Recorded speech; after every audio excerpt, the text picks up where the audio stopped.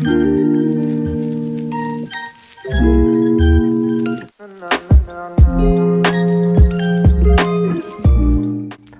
y'all, welcome back to Combat Arms channel. Okay, so this is the second part of my whole CQB series.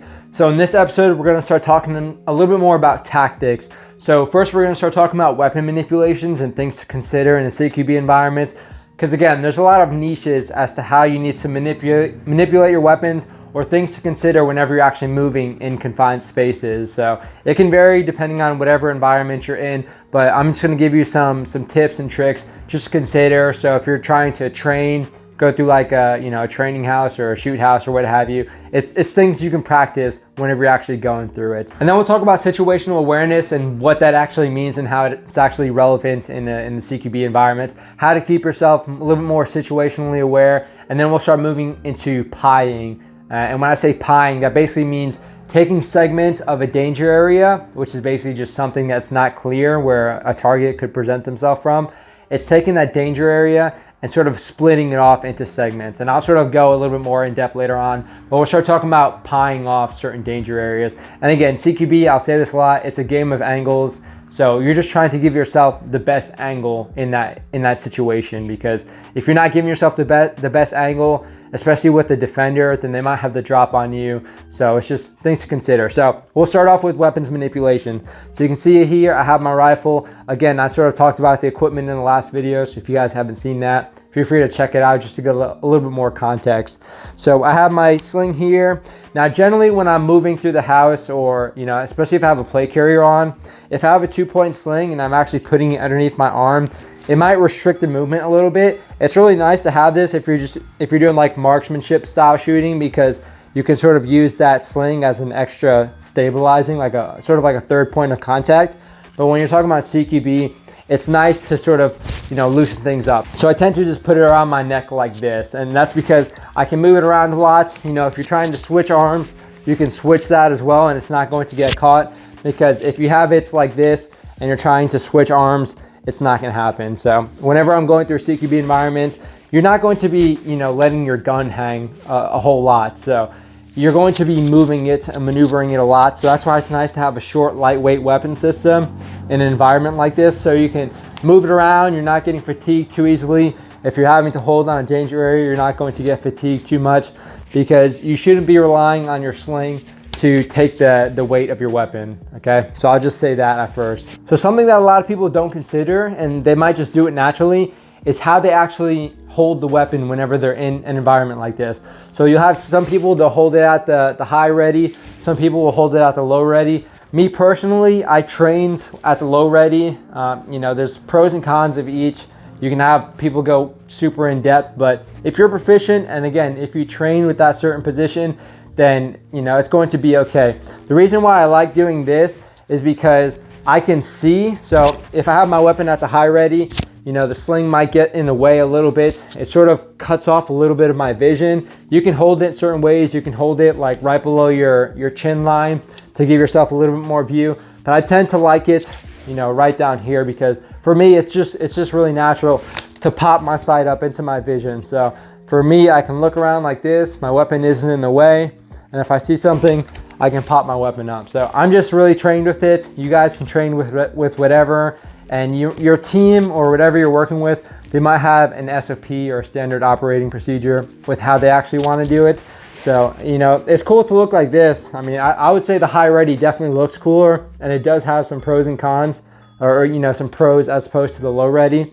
But again, for me, this is just very natural. Some people might not like having their weapon system pointed at the person in front of them, or pointed at their feet, but that's sort of just a discipline that you need to train past. So that starts going a little bit more in being situationally aware. And again, when I say situationally aware, you just want to be able to see everything, because if you can't see it, if you're not keyed in on everything that's happening in the environment around you, then you're not going to be able to react to it. And CQB is a very reactionary thing, especially when you go in a room that you've never seen before, or a house that you've never seen before. You don't know the layout. You don't even know how the doors are oriented.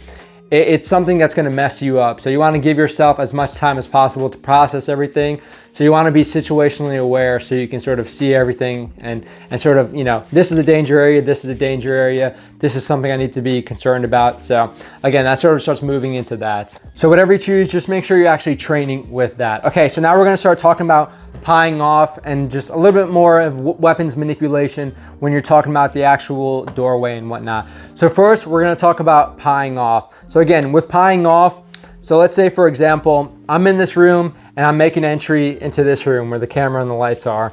So with pieing off, what you're trying to do is take segments of the room one at a time, because, you know, you'll see this a lot of times. People will just go immediately into the room. They have no idea what the room looks like. They have no idea where the furniture is at. You know, they have no idea if there's a person inside or, you know, if there's any obstacles. You want to be able to identify things, you know, very slowly so you can think about it and you can process it.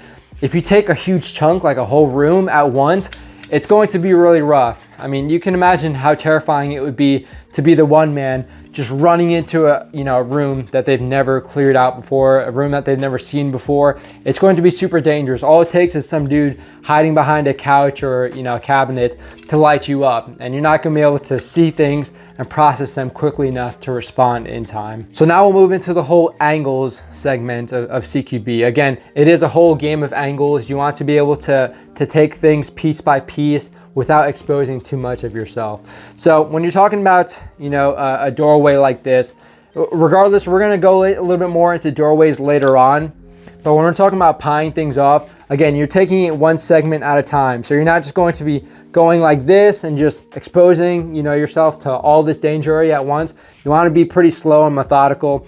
People will call this the fatal funnel, and we'll go a little bit more into depth as to what the fatal funnel means. But basically, if you're a bad guy in this room, you're going to be, you know, aiming your weapon at this doorway. So whatever you're doing, when you start pieing off or going through any sort of danger area like this, you don't want to be stepping out so much so you're overexposing your leg before you're actually being able to cover down on it. You want to be able to cover yourself up as much as possible. So whenever you're pieing off a danger area, you're using that cover as like a pivoting point. So for me, keep my leg nice and tucked. You guys can see here, I'm poking out, I'm covering wherever the camera is at. I'm gonna bring my left leg in, and then I'll move my right leg with the rest of myself. So as I'm showing my weapon and as I'm able to cover whatever area is right there in front of me, I'm moving my leg to match where my rifle is. So I'm not exposing too much of myself as I'm doing this. Now, generally speaking, when you're talking about pieing off, you want to give yourself a little bit of room, because if your weapon is all the way out here and you're like pieing off like this, one, if there's someone right here, they can just grab your weapon and pull you into the room.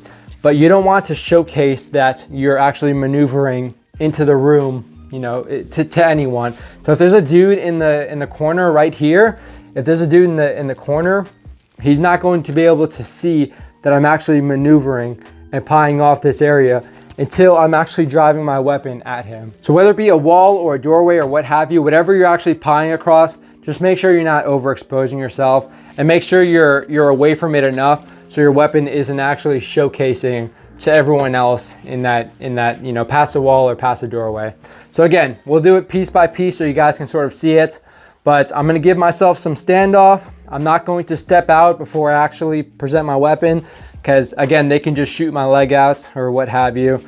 So as I'm showcasing myself, my weapon is covering that as well. So you can see my leg is pretty much aligned with my weapon here. So they might be able to catch me in the leg, but more than likely they're going to be trying to hit this because it's a little bit more of a target. And I mean, yeah, they can try and shoot at that, but I'm also going to be shooting back. So again, I'm going to step in with my left leg, and as my right foot is moving, I'm covering that right foot and my leg pretty much with my actual weapon. So again, even though it is starting to get exposed a little bit, I'm able to cover down on that area. So you're sort of taking it piece by piece so you can present yourself. And while you're doing this, you're also painting a picture of what the room actually looks like. So if there's someone else with you, you can start calling things off. So, hey, I see a couch, there's another doorway, there's something moving in here, you know, any sort of obstacle, any sort of danger area that you might need to worry about. You can see it piece by piece, and at the same time, if there is a target in that sliver of room that you're starting to see, you have cover. So you're not just, you know, exposing yourself to all this craziness at once. It allows you to take things pretty slow, pretty methodical, while also protecting yourself. Now, something else to consider, if you are going through this doorway, you're gonna get to a point where, you know, you're going to start going through the doorway itself. And you don't want to just, you know, do all this, because again, you're showcasing your weapon. If there's someone in that corner, they're going to see that there's someone starting to aim at them. So you want to drive your weapon into that corner before you actually put your weapon or your body through the doorway. So you're gonna get to a point to right about here where you've pretty much cleared out everything in this room except this corner and this corner. So for me, you know, I saw a little bit of this corner when I was right here, so I can kind of have a good idea if there's anything there. But over here, I can't really see anything. So you don't wanna just, you know, do all this, because then it gives them a little bit more time to react. You want to drive your weapon to that corner. So you might need to do something that we call indexing. So you could either chicken wing it, so you can chicken wing it right here and then punch out. Or for me, this is something I prefer, and you'll see a lot of people do this, is you can index the weapon above your shoulder right before you drive to that corner and then punch out. So of course, right as you're driving into the corner, if there is someone in the corner, you know, when they finally see you, you're ready to engage them. And this will get more complicated whenever you start bringing in, you know, helmets and gear, because of course, if I had plate carry, I wouldn't be able to get this close to the door frame. I wouldn't be able to get this far back, so I'd have to come even closer to give myself room to actually maneuver through it. So you might need to pull it even back further to actually drive your weapon there, because again, you don't want them to see any part of you until you're ready to engage them. So things to consider: indexing your weapon. Again, that's why I like to maneuver my sling like this, so I can do all this stuff if I really need to. Again, whatever you're using, just train with it. But I definitely recommend this just because I can pretty much point my thumb to whatever I'm trying to engage. So let's say I'm like this, I'm ready to pop into that corner and drive into that corner, and the dude runs out into the center of the room. I can engage right here just fine. You can sort of engage right here as well, but it's a little bit harder to point your weapon at what you're actually looking at. So like this, it's very natural. If someone runs out, I can engage like that. And then if there's someone else in the corner, again, I can just drive my weapon there. This will also be really helpful when you're talking about really small areas like a closet. If you go into a room and all of a sudden you think there's like a corner here, but in reality, there's a wall. So you're like, oh snap, there's like a wall right here. So you don't want to, you know, bump your weapon or anything crazy. So yeah, you will have to do this a lot, whether it be a small area, a small doorway, or what have you. If you're driving a corner, you're going to have to do stuff like this. And I'll show you with a pistol as well how to do all of this. So all the same stuff applies with a pistol. Now with a pistol, if you're just going through a house with a pistol, things are probably pretty rough for you, or you're in like a situation like home defense or something. Now, whenever you're exposing yourself to any danger area, or whenever you're checking any danger area, whether it be a room or a closet or just like around a wall, you want your weapon pointed at that. So if you have your rifle or your pistol, you don't want to be, you know, pointing it down whenever you're looking, because yeah, you can look, you can pile off with your head all you want, but if you're not ready to engage, then you're just exposing yourself for no reason. So again, something to consider, kind of common sense, but you'll see this all the time, even in infantry units. People will be in front of a stack in a hallway, or they're about to enter a room and their weapon is down like this. You want to be ready to engage. So if someone runs out, you can engage them. You know, if you're pieing off a doorway or a wall or what have you, you want to be able to engage anything that you see when you do that. So again, everything applies with the pistol. So you can see here, I'm not exposing my leg. I pop out. So pretty much my head and my weapon is exposed. Bring my left foot in, pop out, and then you will have to contort your body a little bit. So I would definitely train with this, shooting around barricades or what have you, just so you can get used to shooting in weird positions like this. So you're sort of rotating at the hip. You don't want to make yourself off balance at all. So just find that good balance, so you're not exposing too much of your leg, and so you're not shooting, you know, really awkwardly. Because if you shoot like this, when you're like really stretched out, you're going to be super off balance. You might fall down. It's going to be a bad day. So just take it piece by piece. And then of course, before you actually show your weapon through the door frame, get it nice and close, index it, and then drive that corner. So pistol is a little bit easier to, drive into certain areas just because it's super mobile. It's really easy to switch hands if you really need to. A lot of times you don't even need to. If I'm going over here, I can just do this pretty easily. With a rifle, it's a little bit harder, especially depending on what sling you have.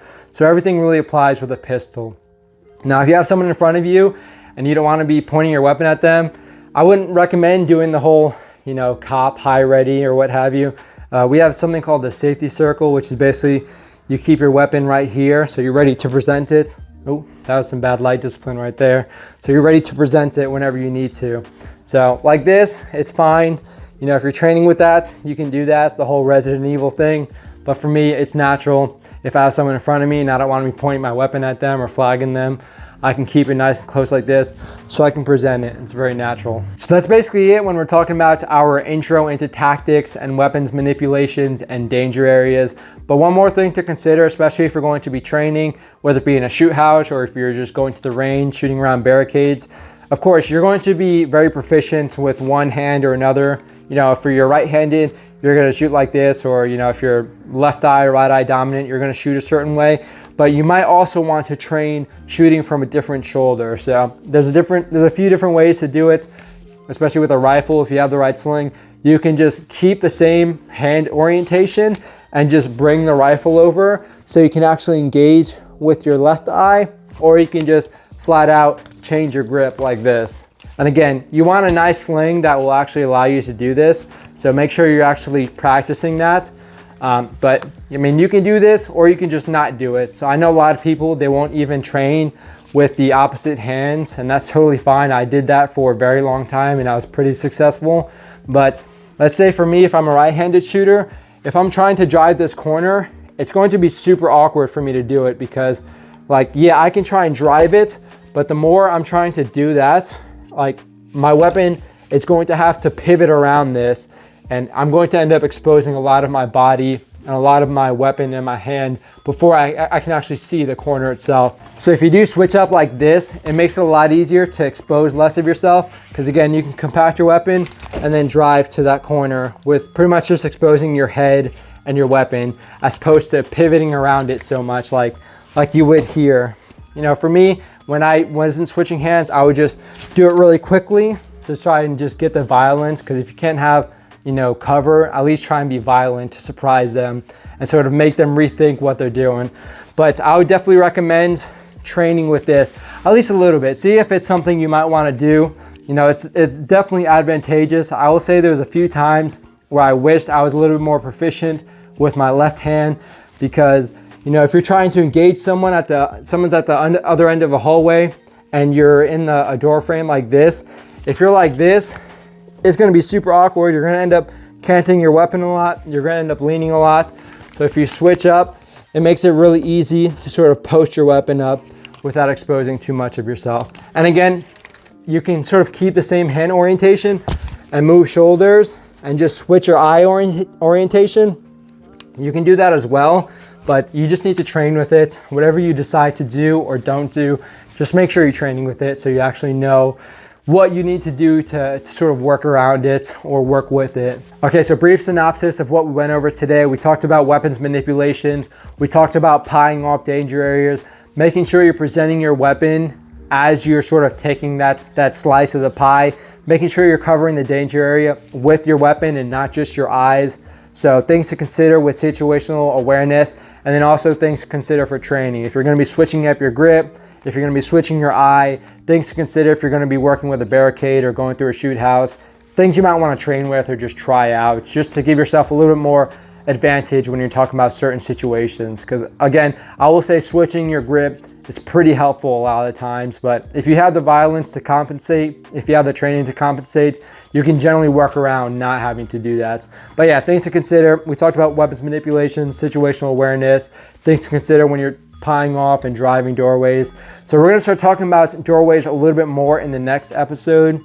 And it's pretty funny. I will say nobody thinks a doorway will mess with your head so much, but it's pretty funny when you have people going through a shoot house and they have no idea which way the door opens. So we'll be talking about that in the next episode. That's generally pretty fun to teach, especially for like a live audience. But yeah, things to consider. Again, let me know what you guys think in the comment section. I won't be able to sort of, I'll reply to the comments, of course, but I'm not necessarily going to be able to take the feedback and implement it into the next episode, because I will be recording that next episode right after this, because again, I'm using someone else's house and not using my own house. So this is sort of like a temporary thing. I'm just trying to record as much as I can while I actually have this space. So let me know what you guys think about the video already and the series in general. If you guys want to see any other, specific stuff as opposed to gear or weapons manipulation, I can go a little bit more in depth, but I'm not like necessarily a subject matter expert with everything. I just talk about what I learned works for me and whatnot. So, throw any question in the comment section. I'll try and answer it to the best of my ability. And if I can't, then I'll let you guys know, because I'm not perfect. I'm not the most up to date. A lot of people have more experience than me in CQB, and they'll just do things differently. So if you guys have any differences and if you want to throw it down in the comment section, I'm totally willing to check that out as well. But let me know what you guys think about this series. If you want to see any other instructional stuff, I'm more than willing to facilitate. But thank you guys for watching. Hope you guys enjoyed. I will see you guys in the next episode.